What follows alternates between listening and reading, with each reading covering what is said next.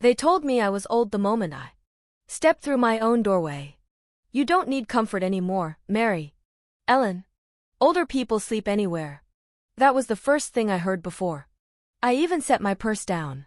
And if you think a 74-year-old woman can't freeze in the middle of her own living room like a scolded child, well, I froze because something in Greg's tone, gentle on the surface, but firm underneath, told me I was about to learn a truth I was never meant to see. I had come back only for 2 nights in the hospital. Nothing dramatic, nothing life-threatening. A routine observation, the kind doctors order when they don't want to say that age makes them nervous. I'd packed light toothbrush, robe, the paperback my husband once bought me at a gas station. And all the way home, I imagined lying again on my soft mattress, the one Harold insisted we buy 30 years ago. Because a woman who works as hard as you deserves a bed that doesn't argue. But when I walked down the hallway toward my bedroom, I stopped so suddenly. My breath tangled in my throat. The room was empty. Not tidy, not rearranged. Empty. My bed frame gone. My mattress gone. My nightstands with their worn corners. And the little lamp Harold fixed 3 times gone. Even the old rocking chair where I kept my knitting basket. Steadfast things, familiar things. Pieces of a life that had stayed with me longer than most people. All that remained was the outline of the rug. A faint rectangle of untouched carpet where my bed once stood, like the imprint of a body that had vanished. I must have stood there a full minute before I heard Alana's heels behind me. She always walked like someone announcing herself. We needed the space, she said as if we were discussing boxes in a garage. Your room was underused. Underused? My bedroom? My space.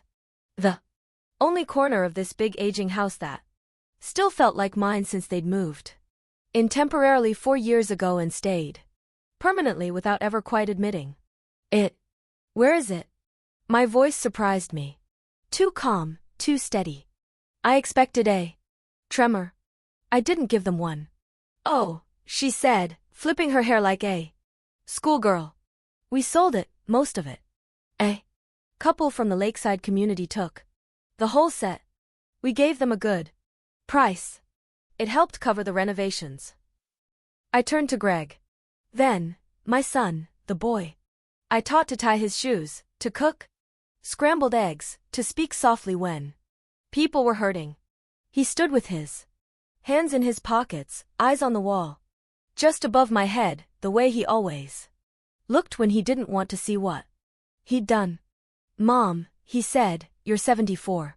You shouldn't be sleeping on a soft mattress anymore. It hurts your back. You're better off on something firm, and you don't need all that furniture. It's clutter. We're simplifying your life. Simplifying as if my life were a drawer they'd opened and found untidy. I stepped further into the room, the sound of my shoes hollow against the bare floor. Even my quilt was gone. My hands had stitched every inch of it the winter after Harold died, when grief made my nights long and cold. You should rest in the guest room, Greg went on. The sofa there is perfectly fine for someone your age.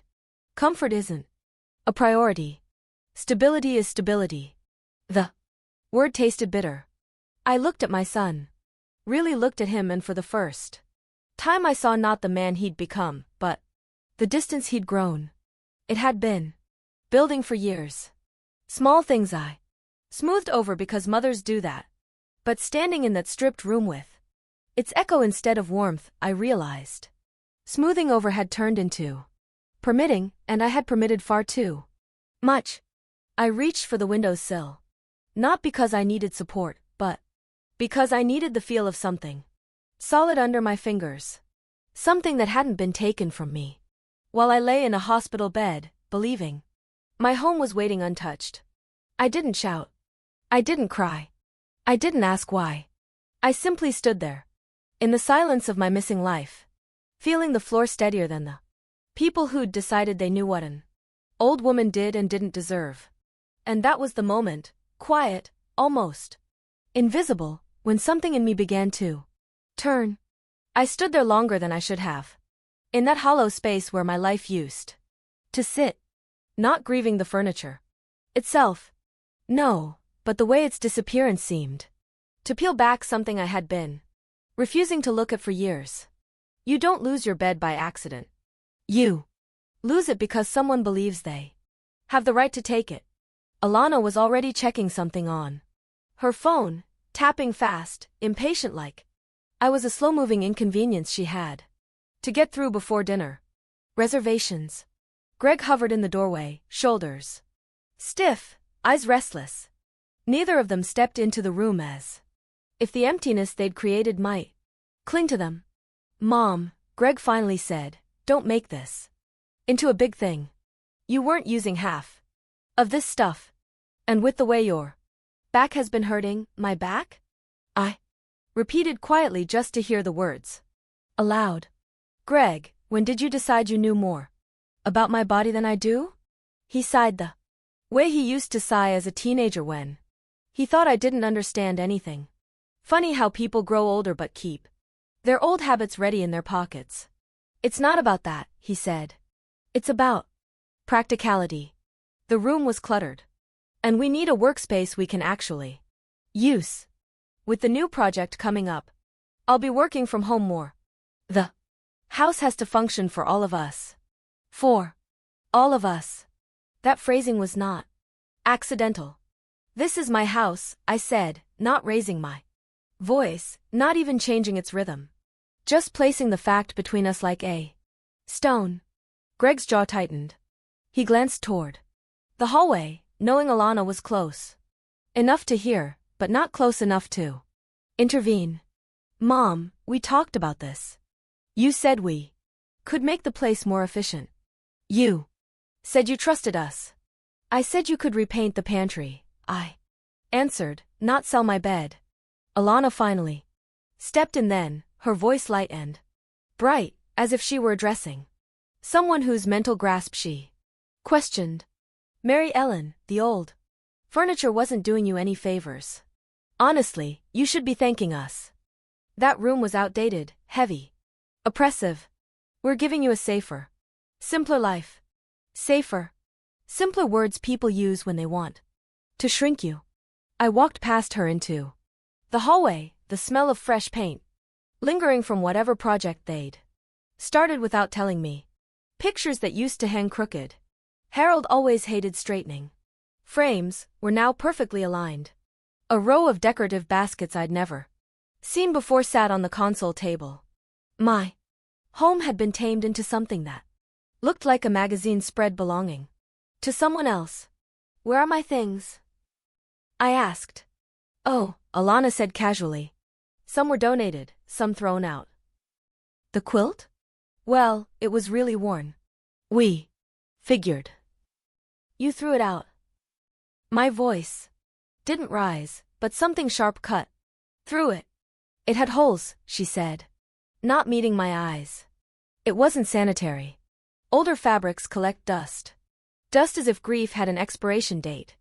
I went into the guest room. The sofa sat against the wall, narrow and stiff. The kind of thing you perch on during short visits, not sleep on for entire nights. A thin blanket was folded at the foot. The pattern unfamiliar. You'll get used to it, Greg said, leaning against the door frame. It'll be good for your posture, and we'll have the office ready in a week. You'll barely notice the change. But I already noticed every inch of it. My body might have been 74, but my mind was sharper than either of them. Remembered. They were counting on my silence. The same silence I'd given them for years while I helped with bills. Groceries, little emergencies that somehow kept becoming bigger ones. Why? Now? I asked quietly. Why do this? While I was gone. Greg exhaled heavily. Because you would have argued. You're sentimental. We needed to make decisions quickly. Mom, sometimes we have to do what's best for you, even when you can't see it. There it was. The sentence people use when they want the moral high ground without earning it. Alana softened her voice in that sugary way she thought sounded caring. We love you, Mary Ellen. But you're getting older. Comfort isn't the priority it used to be. You don't need a lot of things. Too much softness makes people dependent. Dependent? On what? On a bed. I looked at the two of them, my son with his nervous shifting, my daughter-in-law with her polished smile, and felt something inside me settle. Not anger, not yet. More like the cold edge of understanding. They weren't doing this for me. They were doing it for themselves. I nodded slowly, not agreeing, just acknowledging what was now unmistakably clear. I see, I said, and I did see more clearly than they imagined. I spent the rest of the evening sitting in the guest room, my hands folded in my lap, listening to the house breathe differently around me. Harold once said that a home remembers its owner. But standing there in that borrowed corner of my own life, I realized something else. A house can forget you too if you let others speak louder than you do. And somewhere deep inside, a faint, steady thought began forming, like the first outline of a decision I wasn't quite ready to name. That first night on the guest room sofa felt like a punishment no one had bothered to name. They didn't say the word, but it hung around me anyway, like a thin, cold draft you can't quite find the source of. The sofa had no give to it. My hip bones pressed straight through the cushions, and every time I shifted, the springs whispered their complaint. I lay there staring at the ceiling, thinking how strange it is that a woman can live in a house for 40 years and still end up feeling like she's trespassing. I wasn't angry yet. Not fully. Anger needs a shape, a boundary. But what I felt then was raw, like a bruise forming under the skin before the color rises. Mostly I felt foolish. Foolish for assuming that because I loved my son, he must love me with the same steadiness. Foolish for believing that kindness is its own receipt that people remember. The house sounded different at night. Now, when Harold lived, the walls carried his habits, the soft drag of slippers, the occasional hum under his breath, the slow closing of doors. Because he never liked the noise. After he died, the silence became part of my routine. A companion, not an emptiness. But after Greg and Alana moved in, the silence changed again. Their presence had a sharper rhythm. Laughter that didn't need me. Arguments that didn't include me. Plans discussed in quick, low voices in the kitchen while I pretended to read the newspaper. Tonight, though, their voices drifted faintly from the far end of the house. The tone wasn't angry or apologetic. It was practical, as if today had been nothing more than a small inconvenience. They wanted to file away before bed. At some point, I must have dozed off.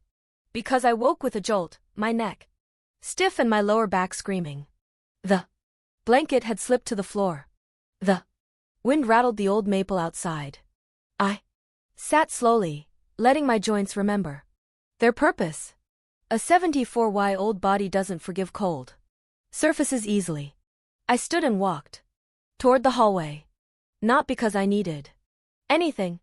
The truth is loneliness makes you walk without purpose sometimes. The house was dim, the lights in the living room already off. The hallway toward my former bedroom felt longer than usual, as if distance had grown overnight. I paused at the doorway of the empty room. Moonlight fell across the bare floor, settling where my bed used to be. Without furniture to anchor it, the space looked larger, but not in a way that invited breathing. It looked abandoned, like a room waiting for someone else, someone younger, someone more welcome. I stepped inside and let my fingers trace the air where the footboard once stood. It was ridiculous, I suppose. Touching emptiness like it was a memory you could feel. But age does something strange to time. It makes the past sit just 1 inch behind you, ready to lean forward the moment you turn your head. In the corner, Harold's rocking chair had left a faint mark on the floor, just a shadow of varnish rubbed away by years of gentle movement. I haven't let myself think of that chair in a long while. He used to sit there, with the mail spread on his knees, reading each letter out loud, because he knew I liked the sound of his voice more than the contents of the envelopes. One place, I repeated. Meaning me? It's temporary, Mom.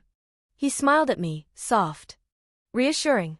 The same smile he used as a boy when he tried to hide a broken vase. We'll pay you back when things stabilize. You know that. But I did know something now. Just not what he thought. I pushed the papers back toward him. I'm sure you have a busy day, I said. He nodded, relieved I hadn't asked further. After he left the kitchen, I sat there a long time staring at the doorway where he'd stood. The sun was higher now, lighting the worn grain of the table where Harold once did our taxes. I wasn't angry at the money. I was angry at the assumption behind it, that I was the one expected to give, to adjust, to bend. I finished my tea and closed the notebook gently. Like a door I would not be opening the same way again. I didn't make any decisions that morning, not out of hesitation, but because decisions made in the heat of humiliation are rarely the ones that last. I spent a long time at the kitchen table, watching the sunlight move across the floorboards, thinking about how much of my life had been spent smoothing the rough edges of other people's choices. Maybe that's normal from others. Maybe it's a kind of instinct. Take the burden, lighten it, make the path easier for the people you love. But somewhere along the way, that instinct becomes a habit.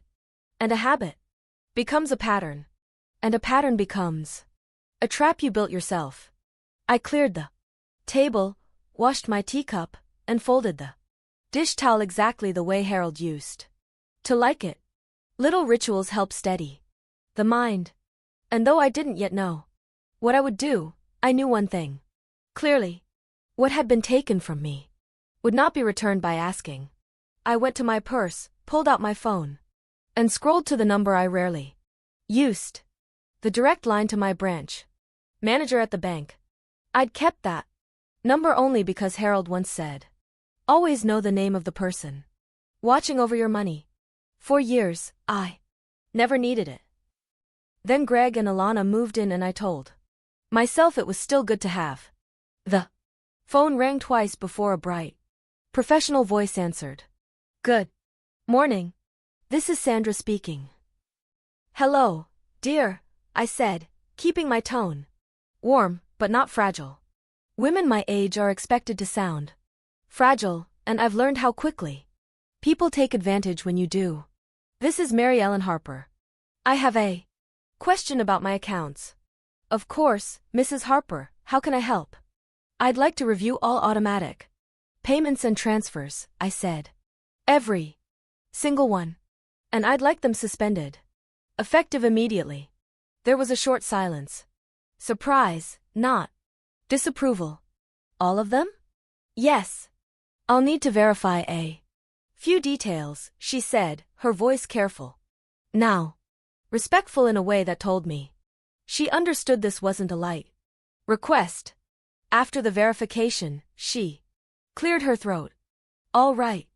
I see a large number of recurring payments, some of which appear to be tied to your son and daughter-in-law's accounts or household services. Are you sure you want to suspend everything? Yes, I repeated. Temporarily for now. Not a problem.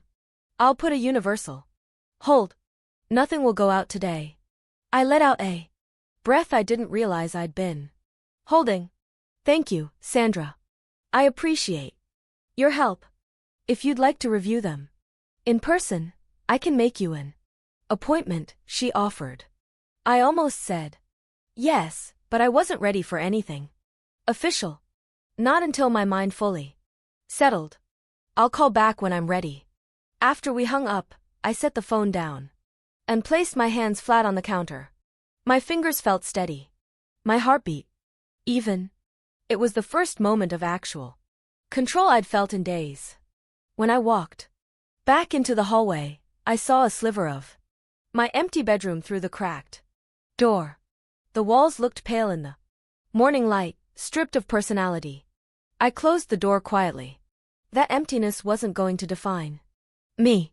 I took the notebook with the printouts and tucked it into the drawer of the small writing desk in the living room. Then I went outside to breathe. The yard looked the same as always, overgrown in the corners, stubborn weeds pushing through the stones near the porch. Greg had promised to clear them last year. Promises, it seems, are easier than follow through. The cold air sharpened my thoughts. I stood on the porch for a long time, letting the quiet settle. My neighbors' houses were still, their windows bright with morning routines. People lived their lives without knowing how close. Some homes were to cracking open. By the time I went back in, I felt calmer. Ready. Greg was in the kitchen when I returned, rummaging in the fridge. "Hey, Mom," he said without turning around. "Can you pick up groceries later? Alana needs a few things for dinner." I stood there for a moment, watching the easy entitlement in the curve of his shoulders. There was no shame, no hesitation, no awareness of what he had done or what he had taken. He didn't see me as someone who might have limits or choices. "Not today," I said. He looked up, surprised. "Why not?" "I have things to take care of." "Like what?" He smiled as if the idea were amusing.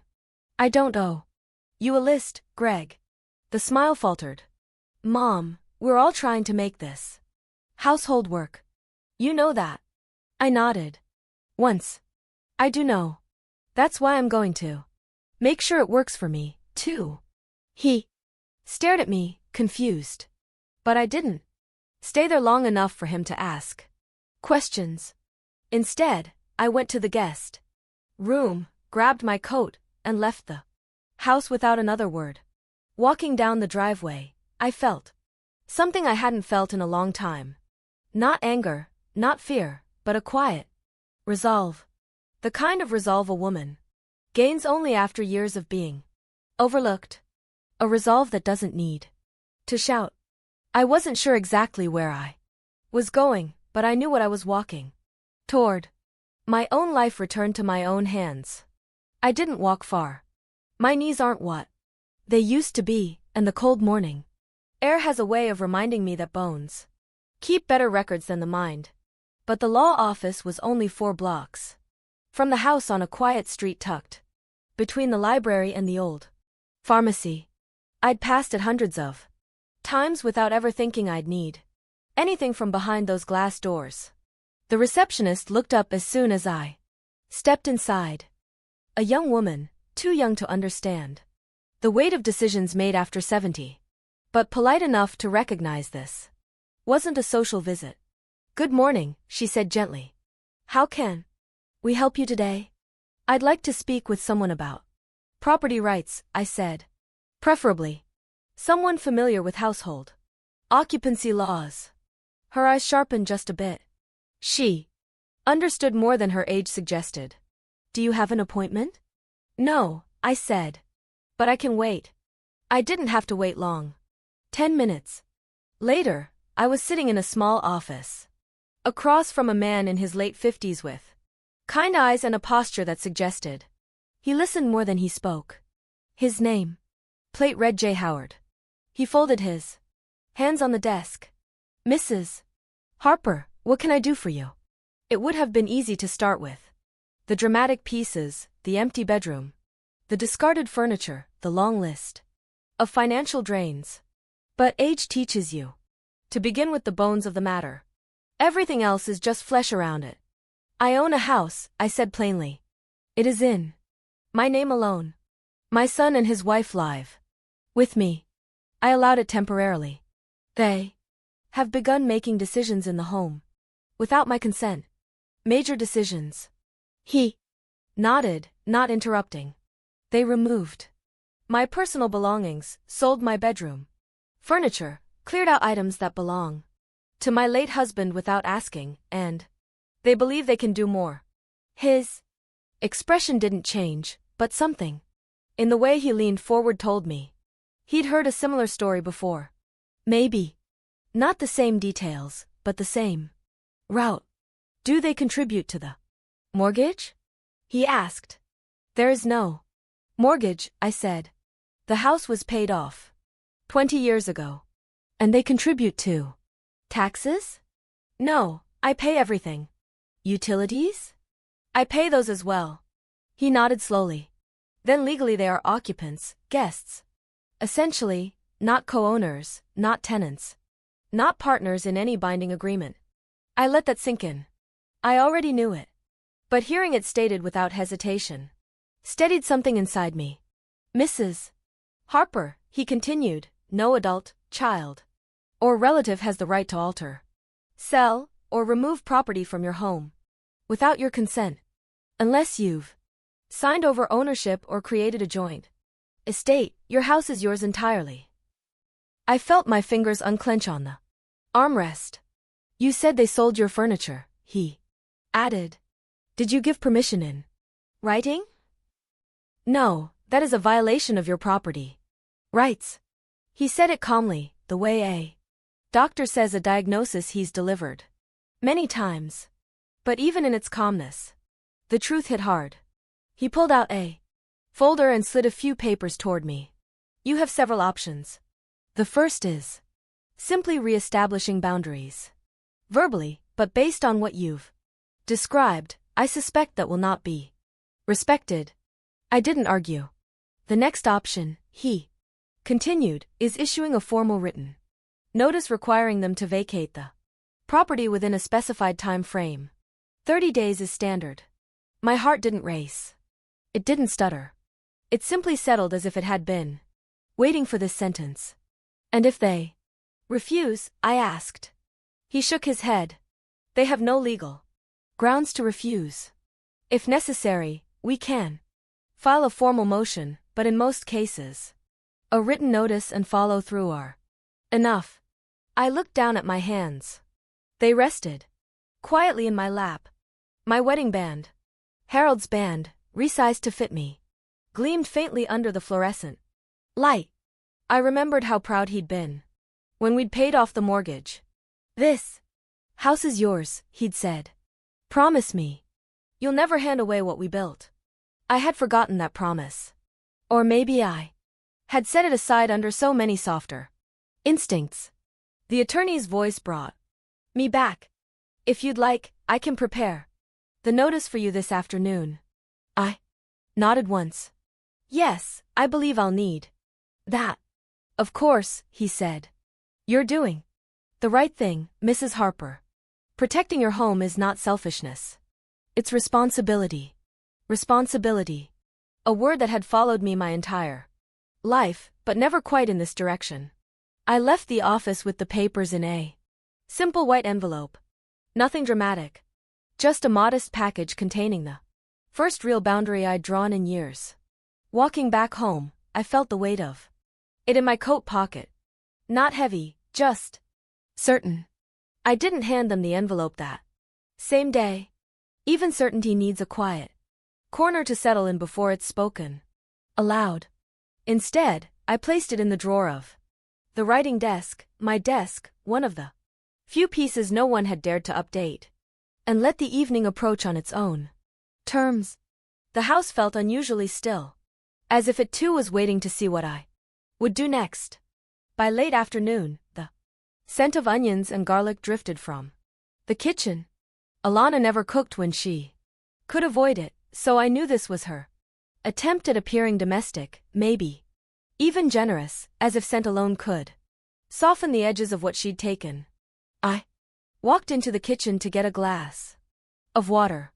She glanced up, her smile practiced and bright. Hi, Mary Ellen. I'm making pasta tonight. Greg said you might not be feeling well, so I figured something light would help. People like Alana always talk about kindness as if it were a performance. Something you do in front of an audience, never in the wings. I feel fine, I said, reaching for a glass. Oh. Good. She stirred the pot, wrist bent elegantly. I was worried after yesterday. Big changes can be hard on anyone. But we both knew she meant me. Greg walked in then, loosening his tie. Already halfway through some cheerful comment I didn't care to hear. When he noticed me, he softened his voice. Mom, we didn't really get to talk today. You left in a hurry this morning. I had things to take care of, I replied. He leaned against the counter, casual, comfortable, completely unaware of how much he'd lost standing there. If it's about the bedroom, Mom, we can explain. You don't need to be upset. We're trying to help you. I watched him talk. My grown son, confident in his reasoning, believing wholly in his own intentions. I used to admire that confidence. Now I saw something different. A man who had forgotten the difference between helping and taking over. What part of selling my belongings was meant to help me? I asked. He blinked, caught off guard by my directness. It wasn't, Mom, it was practical. We needed the office. Your things were old. And honestly, it was time to declutter. You always get overwhelmed by too much stuff. Alana chimed in. Her voice honeyed. We were thinking of your comfort, Mary Ellen. Older people sleep better on firmer surfaces. There's research on it. I looked at her, at the immaculate hair, tucked perfectly behind one ear, at the measuring spoon she held like a prop. If you wanted to help, I said quietly, you would have waited for me to come home or asked. Greg sighed, already slipping into that tone that assumes reason belongs only to him. Mom, you can't take everything personally. You've been emotional lately. It's normal at your age. We're doing our best. Emotional at your age. People use age as a shield for their own guilt. I set the glass down on the counter and faced them both fully. I don't need you to manage my emotions or my house. Greg frowned. Mom, I've looked through the bank statements, I continued. The automatic transfers, the subscriptions, the expenses. His shoulders tensed just slightly, but enough. Oh, he said, forcing a smile. That, Mom, those are household things, shared responsibilities. Shared usually means both sides contribute, I said. Not one. Alana's spoon clattered louder than necessary as she set it down. We thought you trusted us. I did, I answered. And I'm learning how far that trust went. For a moment, no one spoke. The steam from the pot curled toward the ceiling, the only movement in the room. I felt strangely calm, as if the softness in my voice carried more weight than any raised tone ever could. Finally, Greg pushed himself away from the counter.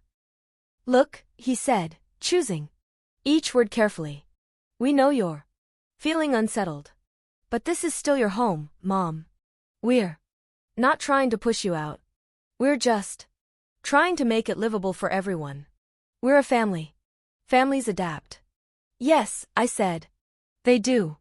He seemed relieved, misreading my tone entirely. Alana glanced at him with a small nod, as if they'd just won some small negotiation. Neither realized I hadn't entered. I walked to the doorway, pausing long enough to look at the two people who believed they understood the situation. I'll join you for dinner, I said. Evenly. After all, this house is for all of us for now. Neither of them heard the last two words the way I meant them. But that was all right. Some truths don't need to be understood immediately. They just need to be spoken. I didn't sleep much that night either. But the wakefulness felt different. Not the ache of humiliation anymore, not the tightness in the chest that had sat with me since the hospital. This time it was a steady, quiet sorting of thoughts, as if someone inside me had Finally turned on a light and begun sweeping the corners. By morning, the house was still. Greg had left early, as he always did on days he wanted to avoid real conversations. Alana was on the phone in the living room, speaking softly, the way people do when they think. Whispering makes their intentions more noble. I stayed in the kitchen, letting her words fade into background noise. I opened the writing desk again, the one old piece of furniture that still felt like mine, and pulled out a box of loose photographs. I hadn't touched them in years. Life has a way of pushing memories into drawers until they become more of a burden than a comfort. But today, I felt the need to lay them out, to remind myself that my life didn't begin here under this roof, crowded by someone else's decisions. The first photo was of Harold standing in front of the house the day we bought it. The paint was peeling then, the porch crooked, the lawn wild, but he stood there like it was a palace. "It'll be ours," he'd said. "Really ours, a place no one can push us out of." I held that picture a long time. His face had lines even then, but they were lines etched by work and pride, not disappointment. I remembered how we painted those porch railings together, one long summer, both of us ending up with white streaks on our knees and elbows. We laughed the whole time, not because life was easy, but because we shared the weight of it. Next was a picture of Greg as a little boy, sitting on Harold's shoulders, reaching for apples in the tree out back. His face was round and joyful. Nothing of that grown man hardness in it. Yet, I wondered when exactly he stopped looking at me the way he did in that photograph, when the distance began. Whether it had been gradual or whether I'd simply missed the signs because I wanted to believe closeness was permanent. Photo after photo, the years passed under my fingertips. Birthdays, quiet dinners, Thanksgiving meals. Harold laughing so hard he had to wipe his eyes. A lifetime of small, steady moments, and every one of them reminded me of something I hadn't let myself acknowledge. I was a whole person long before Greg needed anything from me, and I would be a whole person after. I put the photos aside and opened the small drawer where Harold kept his personal things. Most of his belongings were gone, moved, misplaced, discarded in some quiet, careless moment after his death. But in that drawer was his old brass money clip scratched along the edges and a folded sheet of paper with his handwriting. It wasn't a letter, just a line he'd written once when the house repairs overwhelmed me. "Don't give away your strength, even when you mean well." I traced the words with my finger. They felt like a reminder sent from a part of my life that had refused to die. I stayed at the desk for a long time, letting the memories settle. Not to brood over them, but to remember the version of myself who once stood firmly in her own home on her own feet with her own judgment. When I finally stood, it was with a certainty I hadn't felt in years. Not anger, not defiance. Something quieter and stronger. The kind of strength that doesn't announce itself. I put the photographs back into the box gently, one by one, as if I were placing stones to anchor myself.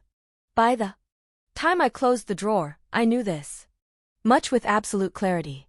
I had spent too many years shrinking myself so others could stretch comfortably, and I wasn't going to keep doing that. Not in my own house, not in my own life, not anymore. The next day, I returned to Howard's office, not because I doubted my decision, but because decisions of this weight deserve to be carried out cleanly. A woman my age learns to respect clarity more than comfort. Comfort is fragile. Clarity endures.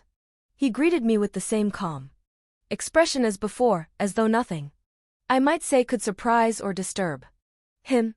It was a nice change from a household where every quiet truth was treated as an inconvenience. "Mrs. Harper," he said, "I've drafted the documents we discussed before we finalize them, I'd like to walk you through each step so you understand exactly what authority you have.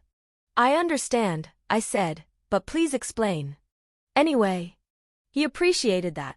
You can tell when a professional is relieved not to be dismissed. He slid a stack of papers toward me, thick enough to look official, thin enough not to overwhelm. This first section, he said, tapping the top page, covers your rights as sole owner. No occupant, relative or otherwise, may alter the property, remove belongings, or claim authority over household decisions in any legally recognized capacity. That much I figured out on my own, I said quietly. Yes, he nodded. But it's important that it's stated formally. It gives you a foundation. Foundation? Something I hadn't felt in my own home for a very long time. He turned to the next document. This is the notice of termination of residency. You're giving them 30 days to vacate. It establishes a timeline and removes any ambiguity. I studied the page. My name was there at the top. Not Greg's, not Alana's. Mine. Seeing it in print felt unexpectedly grounding. They may accuse you of being unkind, he added. But you're within your legal rights, and kindness does not require tolerating disrespect. I nodded. I know. He didn't rush me. He let me read each page slowly.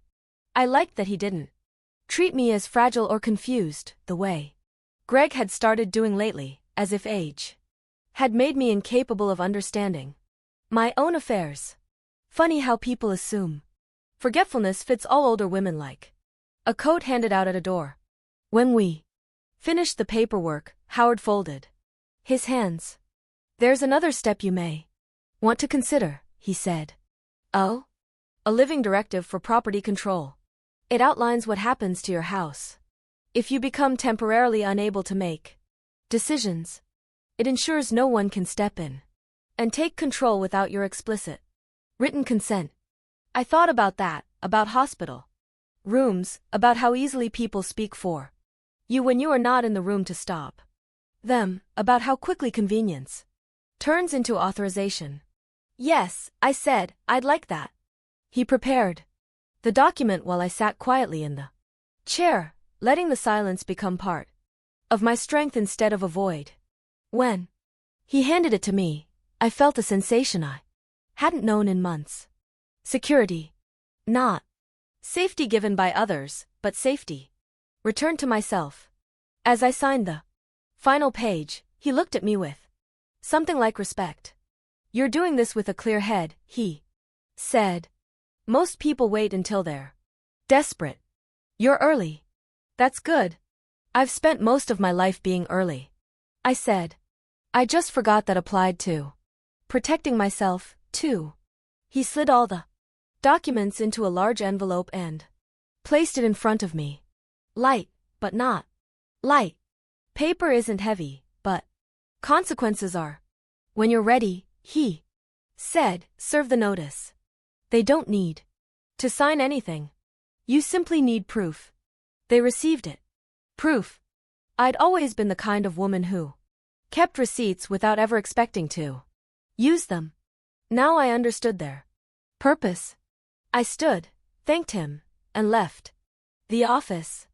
Outside, the wind had picked up, stirring the early leaves along the sidewalk. I held the envelope close to my chest, not to protect it, but to feel its shape, its promise. Halfway down the block, I stopped, looked back at the law office door, and reminded myself of something I should have remembered years ago. A woman who survives 74 years does not lose her power. She only forgets she still has it. I waited until late afternoon to give them the notice. Not out of fear. Those days had passed, but because timing matters. People hear truth differently, depending on the hour. Morning makes them defensive. Evening makes them dramatic. But late afternoon, that's when the day has worn them down just enough to let reality in. Greg was in the living room, hunched over his laptop, surrounded by a mess of papers that looked suspiciously like work he could have done elsewhere. Alana was arranging throw pillows with that sharp impatience she often hid behind polite smiles. When they heard my steps, neither looked up at first. It struck me how normal that had become, my presence registering as background noise. I stood in the doorway until Greg finally glanced over. "Hey, Mom. We were thinking about repainting the guest room, something softer since you're staying there now. Maybe a beige." Alana nodded as though they were doing me a favor. "We wanted to feel cozy for you." Cozy? A word people use when they're taking away something larger. "I have something for you both," I said. My voice must have sounded different because Greg straightened cautious. I held out the envelope. "Clean. Thin. Clear. What's this?" he asked. "Read it," I said. He opened it. His eyes moved slowly across the page, then faster. Then stopped. He read it again as if repetition might change the meaning. "What is this supposed to be?" he asked, voice tightening. "A formal notice," I said. 30 days for you and Alana to relocate." Alana snatched the second page from the envelope, scanning it. "You're evicting us?" "I'm asking you to leave my home," I corrected. "You have 30 days." Greg stood abruptly, the papers shaking slightly in his hand. "Mom, this is insane. We live here. You stay here," I said. "You live on my income, in my space, under the assumption I won't object." "I'm objecting." He ran a hand through his hair, the gesture he always used when he felt things slipping out of his control. "We're a family. You can't just throw us out." "You sold my bedroom," I reminded him. "While I was in a hospital bed, you removed my belongings. You made financial decisions using my accounts. You didn't treat me like family." Alana stepped forward, her voice trembling, not with fear, but outrage. "You're overreacting. We were organizing your life. You don't understand how hard it's been to keep this house functional. This house was functional before you arrived," I said. "And it will be functional after you leave." Greg shook his head. "We don't have anywhere to go." I met his eyes. "That isn't my doing." "Mom, this is cruel," he snapped. "No," I said. "Cruelty is taking advantage of someone who trusted you. This is boundaries." He stared at me as though seeing a stranger. "People always do that when the person they depended on stops bending." Alana folded her arms. "You're going to regret this. You're not thinking clearly." I felt strangely calm. I've never thought more clearly. Greg's voice dropped. "After everything we've done for you, what you've done," I said evenly, "is remove my comfort, my belongings, and my place in my own home. What I'm doing is reclaiming what was mine before you decided you knew better." Silence settled. Not dramatic, just heavy enough to reshape the room. I walked to the door, turning back only once. "You have 30 days. I expect you to honor the notice." Neither of them spoke. That was fine.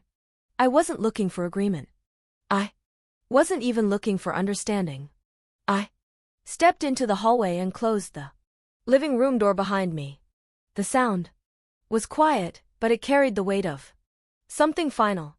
For the first time in a very long time, the house felt like it was listening to me again. The unusual thing about taking your power back is how quiet it feels afterward. No triumph, no rush, just a steadiness, like a room that has finally stopped shaking. The morning after I gave them the notice, the house felt different, not lighter. There was still tension in the air, but the tension belonged to them now, not me. I woke early, the way older bodies often do, and sat in the kitchen with my cup of tea. The clock ticked softly. The refrigerator hummed ordinary sounds. But Greg and Alana weren't ordinary that morning. They moved around the house with a stiffness I hadn't seen before, like people walking on a floor they no longer trusted. Greg came into the kitchen. First, he didn't make eye contact. He poured himself coffee, then stood at the counter as if waiting for something, an explanation, a change of heart, any sign that the world was going to bend back into its familiar shape. I didn't offer him one. After a moment, he said, "We need to talk." I stirred my tea. "All right." He sat across from me. His voice was low, controlled. "We can fix this. You don't need to go through with the notice. Things got out of hand, but we can work it out." I looked at him for a long moment. Not the man he was now, but the child he used to be. Scraped knees, sticky fingers, trusting eyes. I knew that boy. I didn't know this man. "What exactly do you want to fix?" I asked. "The misunderstanding," he said quickly. "We didn't mean to upset you. We thought we were helping." "That wasn't a misunderstanding," I said. "That was a choice." He pressed his lips together. "It wasn't like that. It was exactly like that." He didn't argue further. When truth is spoken plainly, even the defensive run out of places to hide. Alana appeared in the doorway a few minutes later, dressed neatly, hair pinned back. She always dressed like someone expecting admiration. This morning, though, she didn't try to smile. "We should discuss logistics," she said. "If you're really going through with this." "I am," I answered. Greg shot her a look, but she ignored it. "Fine, then we need time. More than 30 days. You will use the 30 days you have," I said. "The timeline is legal." She scoffed softly. "You think this is fair?" "No," I said, "but fairness stopped being part of this house long before yesterday." She didn't reply. For the rest of the morning, they kept their distance. Not out of respect, out of uncertainty. They were waiting for me to soften, to apologize for holding my ground. They didn't understand that something in me had shifted in a way softness couldn't reach anymore. I spent the day doing small things, dusting shelves, watering plants, folding linens. Not because the house needed it, but because I needed the motion. Quiet tasks help clear the mind, and with every folded towel, every wiped surface, I felt my presence returning to the rooms they had quietly taken over. In the afternoon, I stepped outside onto the porch. The air was crisp and a few early buds were forming on the hydrangea bush Harold planted years ago. It comforted me the way older things do. The knowing that time doesn't erase everything, only rearranges it. From inside, I could hear Greg and Alana talking in hurried whispers. Their words didn't reach me, but their tone did. Frustration, disbelief, maybe even fear. I didn't feel satisfaction. Just distance, the kind that forms when a truth finally lands where it should. I sat in the porch chair for a while, letting the sun warm my hands. I wasn't celebrating. I wasn't mourning. I was simply letting myself exist in my own space without shrinking for someone else's comfort. When I went back inside, the house felt a little more familiar. Not restored. Restoration takes time, but quieter in a way that didn't wound. I walked slowly toward the guest room, passing the closed door of my empty bedroom. I didn't open it. Not yet. Some rooms need to wait until you're strong enough to fill them again. In the guest room, I pulled the blanket up over the sofa and sat down, letting the cushions press firmly beneath me. Still uncomfortable. Still temporary.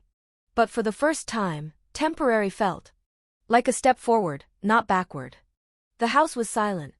And in that silence, I finally felt like the one setting the pace. I waited 3 full days before opening The door to my empty bedroom again. Not because I feared the sight of it. Emptiness isn't frightening once you've lived long enough, but because some things deserve to be faced when your spine feels steady. Not when you're still gathering yourself back into shape. On the fourth morning, I stood in the doorway and let the silence meet me. The room echoed faintly, a reminder of what had been taken without a second thought. But instead of the sting I felt the first time, there was something different now. An ache, yes, but also space.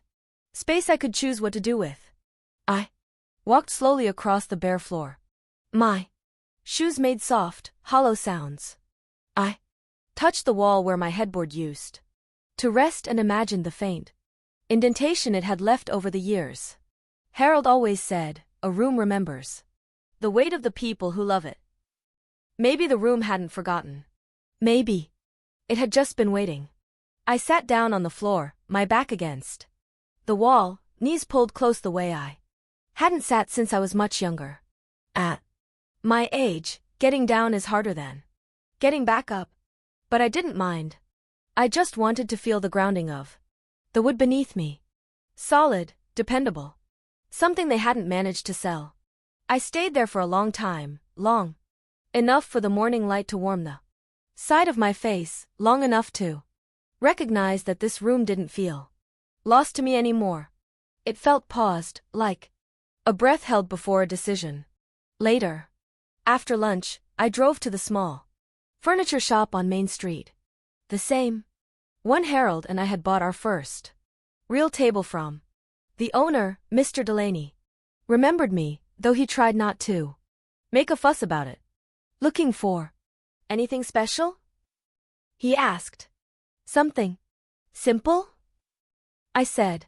Something that won't argue with my old bones. He laughed softly. I think we can manage that.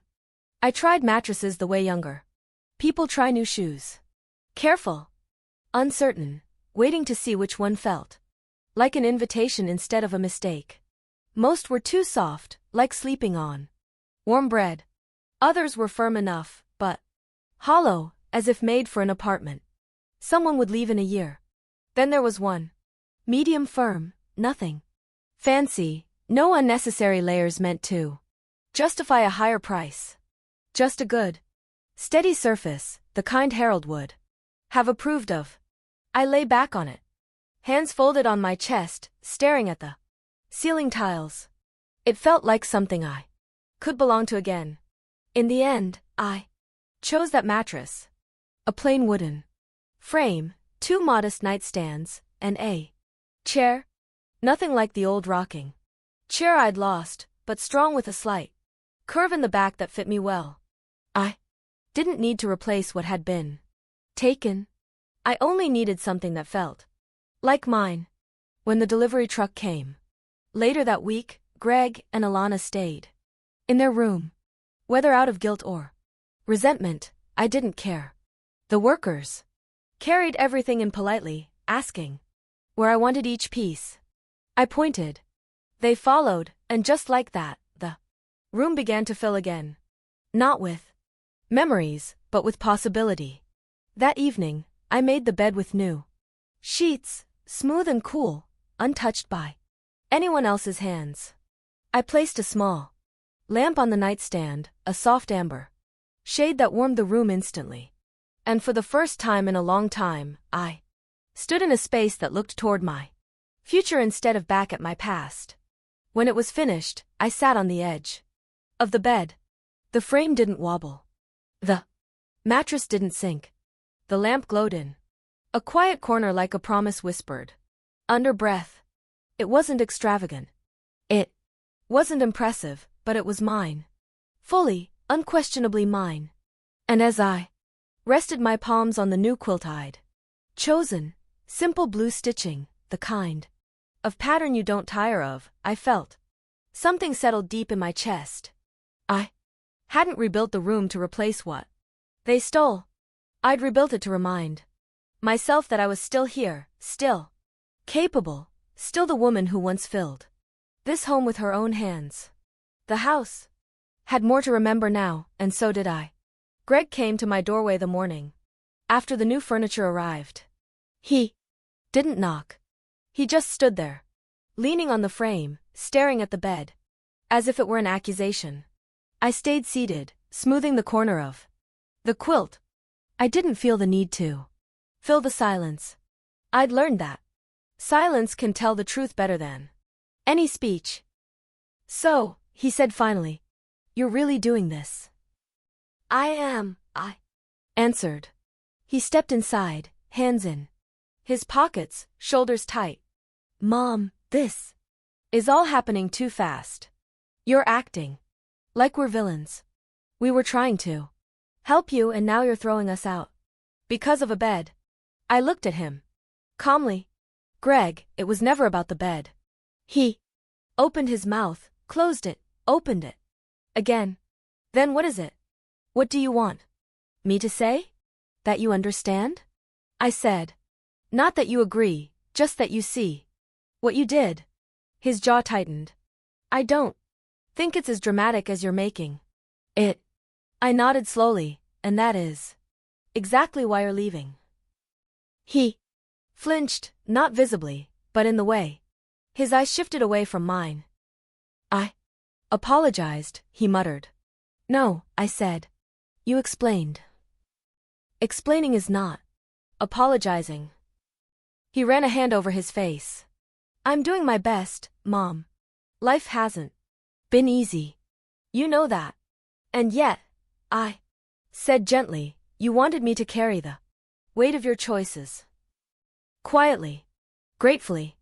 His shoulders sagged a little. I had seen him defeated before, but this wasn't the same. This wasn't a man facing hardship. This was a man facing himself. "I never meant to hurt you," he said finally. "I know," I answered. "But you did. And you didn't stop. That's the part one can't ignore." The hallway behind him creaked. Alana appeared, arms crossed, chin lifted as if she were bracing for attack. "Mary Ellen, this whole situation has gone too far. We're a family. Families don't evict each other." I looked at her with a steadiness I hadn't felt in years. Families also don't sell each other's belongings while they're in a hospital. She flushed, then tried to hide it behind indignation. "We were overwhelmed. We made a mistake." "A mistake is forgetting to buy milk," I said. "What you did was a choice." She shook her head, exasperated. "You're impossible." "Maybe," I said, "but it's my house, and my impossibility holds the deed." Greg put a hand on her arm, silently asking her to stop. She pulled away. "You're punishing us," she said. "No," I replied. "I'm protecting myself." For a moment, no one moved. The morning light reached across the bed, warming my hands. Behind them, the hallway seemed darker, narrower, as if the space they'd occupied all these years had already begun shrinking back to its rightful size. Greg's voice broke the stillness. "We'll start packing tomorrow." I nodded. "That's fine." He lingered one more breath, searching my face for something. Permission, forgiveness, the softness he was used to. I didn't offer it. Softness is wasted on people who treat it like weakness. They both stepped out of the room. Their footsteps faded down the hall. I stayed seated, fingers resting lightly on the quilt. It was the first time in a long while that they left a conversation smaller than they entered it. They began packing slower than I expected, not out of sentiment, but out of disbelief. People who assume ownership over things that never belong to them always seem surprised when the world reminds them of the truth. For a week, I heard the drawers opening and closing, the rustle of clothes being folded without care, the muffled arguments behind their closed door. Sometimes they went silent when I passed by, as if I were the intruder. I didn't correct them.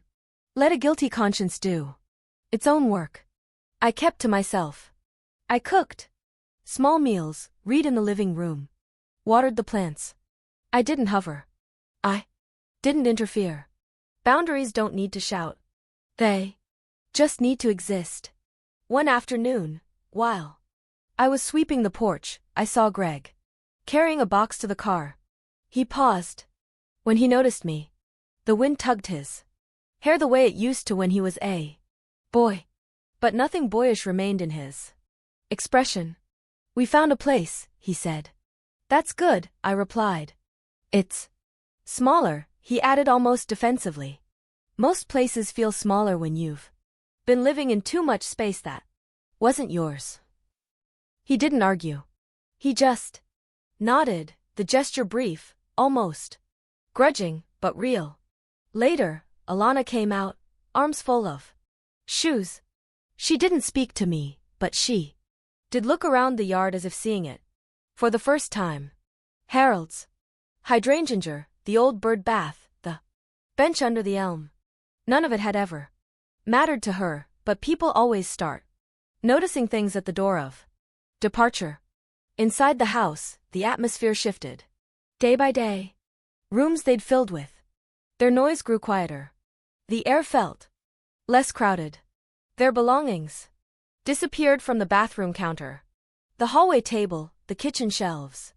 The house was shedding them the way a tree sheds leaves at the end of a season. Naturally, without resistance. On their last morning, Greg approached me in the kitchen. No excuses this time. No attempts to negotiate. His voice was low. We'll be leaving around noon. All right. He hesitated. Mom, I know you think we used you. I don't think it, I said softly. I lived it. He closed his eyes briefly as if the truth stung more than he'd expected. I didn't realize how much you were giving. That's the thing about taking, I said. It makes you blind. He nodded. Once, not in agreement. Just acknowledgement, a small, heavy gesture. Alana didn't say goodbye. She walked past me with a stiff back end. A box in her hands, her perfume lingering for a moment before fading into the hallway. That felt fitting. Some relationships end quietly with nothing more than the air shifting behind them. When the door finally closed and their car pulled away, I stood by the window and watched the dust settle on the driveway. No relief, no celebration. Just a quiet release, like exhaling after holding your breath for too long. The house felt still, not empty, just returned to its natural size, my size. I walked down the hallway, past the room they had occupied for years, and opened the door wide. Sunlight fell across the carpet, brighter than I remembered. I ran my hand along the wall, not to claim anything, but to feel the foundation beneath my fingertips. A home always knows when the imbalance is gone. And standing there in the doorway of a room finally free, I understood something simple and steady. Some departures are not losses. Some departures are restorations. The house was so quiet the next morning that I stood still just to listen to it. Not to the silence. I'd known silence before, but to the difference in it. Silence can bruise or it can breathe. Today it breathed. I made tea the way I used to, without someone reaching over my shoulder to adjust the stove or suggest a more modern kettle. The spoon clinked against the cup, steady and familiar. The window above the sink framed the yard in its early light, the hydrangea bush catching the sun on its edges. It looked almost like it had been waiting for me to notice it again. I walked down the hallway, touching nothing, just taking in the air. Their bedroom door was open now, the room empty, except for the marks left by their furniture on the carpet. Even those marks felt temporary, already softening at the edges. Absence does that. It fades faster than people expect. My own bedroom waited at the end of the hall. I opened the door and stepped inside, letting the light fall over the quilt, the small lamp, the new wooden frame. It wasn't the room Harold and I built together, but it held something important. Choice. My choice. Not an arrangement made for me, not a room cleared behind my back, but a space shaped by my own hands again. I sat on the edge of the bed. The mattress held me gently, firmly. No stiffness, no ache, just support. A simple thing. Really, comfort. But comfort feels sharper when you've been denied it. I thought of Greg then. Not with bitterness, just with a kind of quiet clarity. Loving someone doesn't make them right. Raising someone doesn't make them loyal. And protecting someone doesn't mean you must let them take from you until there's nothing left. Alana would tell the story differently. I'm sure people like her always do.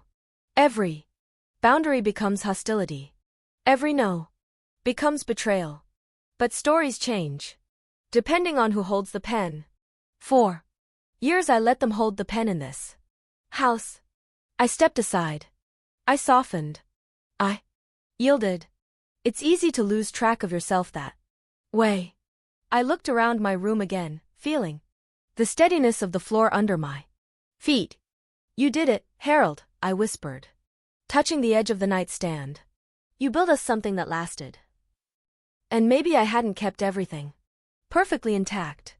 Maybe I'd let parts of this home bend too far, but I bent, too. And I was standing again now. In the afternoon, I went outside to sweep the porch. The breeze moved through the yard in slow strokes, lifting the edges of the leaves. Across the street, Mrs. Daniels waved from her driveway, smiling in that way only older women do, knowing, respectful, never prying. I heard they moved, she called. Yes, I said. It was time. She nodded once. No judgment, just understanding. Women of our age recognize survival when we see it. When I went back inside, the house felt warm. Lived in. Mine.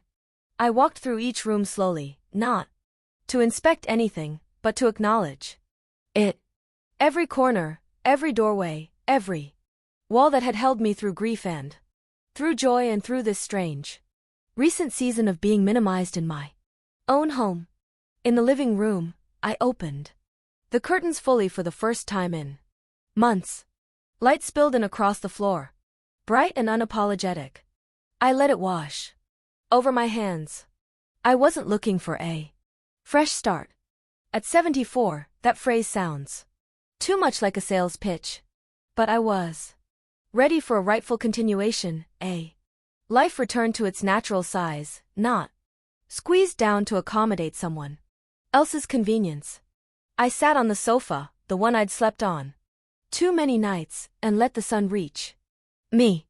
No rush, no fear, just the simple knowing that dignity isn't loud. It doesn't need to be. It only needs to be claimed. And I had claimed it. If my story means anything, it's this. You are allowed to take back what is yours. Your space, your voice, your comfort, your life. And if you ever forget that, come. Sit with me a while. I'll remind you. If this story touched something in you, stay close. There are more truths worth telling and more women who deserve to hear them.